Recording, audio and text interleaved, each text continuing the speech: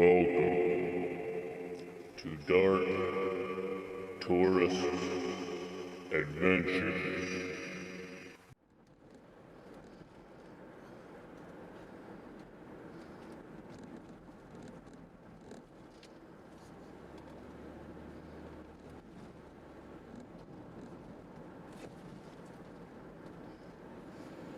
Hey, it's that time of year when all the talk of witches and ghosts, werewolves and zombies, bats and full moons come to the forefront of our mind's deepest fears. It's the season when stories of hauntings and macabre behavior excites our senses of being afraid of the dark. Yes, it's the time of Halloween. Trick or treats, pranks, and youthful mischief abound. And how I have a tale to tell you. If you'll recall, last year in November, on Friday the 13th to be exact, I did a story on an article I found about the Jerry City House. And if you recall, I was pretty hard on the anonymous author debunking the claim. Well, guess what? Yes, this is the follow-up to that video. I apologize for taking so long, but I needed to thoroughly investigate this article and get my facts right to be able to cry horsepucky on the story. So what I'm going to do is read the story again for those who may not have seen the first video, and then I'll comment afterwards. All right, here we go. Now this story, Cherry City House, was posted on Dead Ohio, the stories, on August 11th, 2005. All right, here we go again. We're gonna go through this. A wicked, red-eyed farmer's ghost is said to still guard the site of some alleged grisly killings. This anonymous reader tells more. There's a spooky house on Jerry City Road by Wayne. The home is said to be haunted by a crazed father, his 2 children, wife, and dog. One night the man came home. No one knows what set him off, but he killed his 2 children, wife, and his dog. I wonder why they capitalized dog. Anyway, after the job was finished, he went out to an old barn and hung himself. It has been said that a man moved in there shortly after this happened with horses. After a long day of moving in, he decided to go to bed. The next morning, he woke up refreshed and ready to go. He went out to the barn the man killed himself in, to feed the horses, but they were all dead. I have heard from people that shortly after that man moved out, a father, his wife, and children moved into the house. With both children being young, he had them go to bed early. Well, that same night, the brother, who wasn't very old, beat the crap out of his little sister for no apparent reason. To this day, his sister swears that as he committed this horrible crime, his eyes were blood red and glowing. Not only that, but later, when they got older, the brother decided to smoke upstairs in his room. He just happened to sleep in one of the dead children's rooms. He says that he lit the cigarette and was then thrown out the window by something that grabbed him by the shirt. There have also been times that friends of mine have gone to the house and saw red eyes in the upstairs window. They soon shot down to the bottom, then the top, then back down to the bottom, then back up to the top. Next thing they know, the window shatters. They all run to the car and start it, but to their surprise, the car won't move.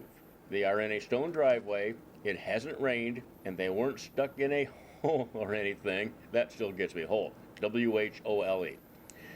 After about an hour of pushing, they finally get it out and leave. A few years later, they go back and they see some pretty weird things, such as a woman in a nightgown walking around downstairs. Keep in mind, this home is abandoned. Red eyes in a window, a lamp that was once standing up is now tipped over. A door that was once closed is now wide open. Another capitalization there. And there's a woman sitting in a rocking chair in the corner of the room. Then, as we leave, a wire that is across the driveway to keep people out of there is now waving back and forth rapidly. But the weeds below it and around it standing still as ever before. A coincidence? I think not. Was someone trying to scare us, or was there really something there? Was there really a man that killed his whole family and hung himself haunting the house, or is that just a legend to keep people away from the house? You decide. Okay, now, the first thing that pops into my mind is, yes, this is a ripoff of not just the Potter House murders, but the 7 Barnes murders, and who knows what other countless similar stories. But the biggest thing is, here's something that I did not catch the first time. And that is, as they were leaving, a wire that was across the driveway to keep people out is now blowing. How did they get in? That is my question. If the wire was there to keep people out, strung out across the driveway, how did they get in? I just can't tell you. I don't know. I just can't tell you.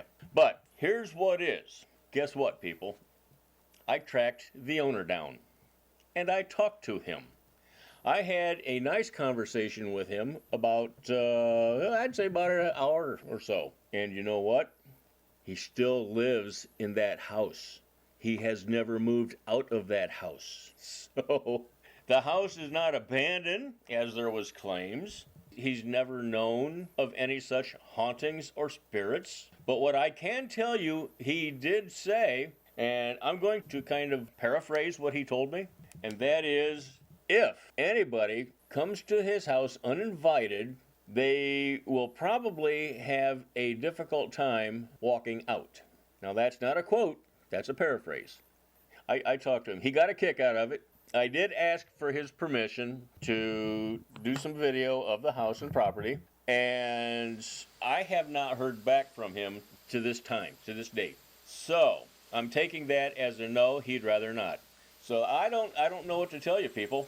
This is a story, a total fabrication. Here's my first point. Why is the reader remaining anonymous? I can answer that. Because he knows it's a ripoff. He knows it's a fabrication. He knows it's not true. He's gone through the books, he's gone through archives, and he's taken bits and pieces from here and there. And that's the problem with a lot of the urban legends and the folklore today. It's being corrupted with bits and pieces of too many other stories, so that, I don't know, it's like I did the Holcomb Woods. And all I can figure out with some of the stories and the research that I read is that the only thing I can decide with all of the corruption is the headless motorcycleman from Elmore has taken a drive down Holcomb Road. Anyway, this is the Jerry City House. Now, I want to tell you something too. When we touch on the Potter House murders, that story, the owner, as I stated, I know who he is, and I know that he will prosecute you if you go onto that property. But I'm telling you today, there's nothing left on that property. This year, a few months ago, the owner plowed under everything. There's nothing to see of what's left of the Potter property. There's just an old barn there, and it's not really an old barn. It's an older pole barn, if you will, but there's no buildings. Chicken coop, 1-story ranch, the 2-story house, everything gone, plowed under. You have no reason to be there now. End of that story. So that's it.